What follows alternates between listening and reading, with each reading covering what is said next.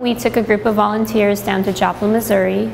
This May, a tornado, it was an F5 tornado, actually ripped through the town, got a huge path through the downtown area, through a residential area actually. I wanted to go because I had seen the coverage on the news, and I had heard how bad it was, and I really wanted to just do something. I was so excited and inspired that we had 18 people come with.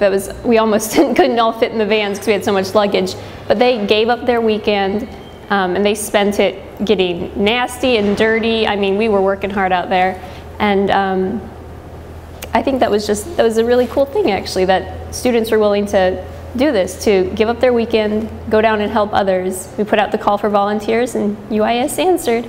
The guys were sleeping in the basement of a local church on just like camping cots. But I mean, it was good because we didn't really need a 5-star hotel to do what we came to do. We worked with a church down there that was having a huge donation giveaway sale, or not a sale, just a giveaway actually.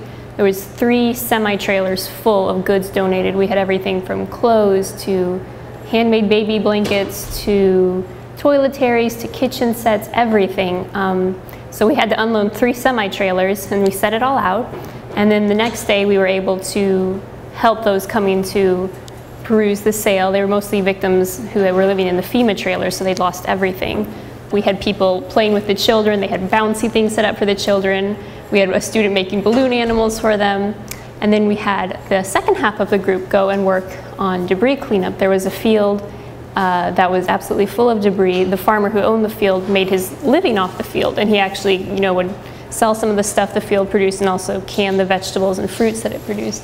And so they were working, cleaning the debris out of the field. It did really go to show that even after they can lose their entire home, all their possessions, I guess sometimes even loved ones, that they can keep on functioning and in many cases give back, even when they themselves don't have anything. One of the things we did while we were down there was on September 11th, the actual day, we went to an event they held in Joplin. They brought the National 9/11 flag to Joplin, and I think it was a flag that was flown at the World Trade Center and was repaired at each of the different states.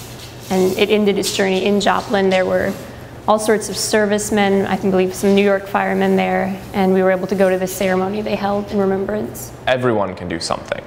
I mean, none of us there fixed the tornado, but we all did something that now other people won't have to do. So it's a cumulative process that it can be lost sometimes that it's a cumulative process, but everyone should help because everyone can do something. I think I took away a sense of just the resilience of humanity and sort of the optimism of the human spirit. And I think that sometimes we can be so beaten down and depressed when we see the horrible things that happen in this world, but to see people who have gone through such a destructive event and still come out with optimism and hope and the willingness to help others who are worse off than themselves, even when they themselves had lost everything, was just very inspiring. It was a great experience, and I think everyone that went felt the same way.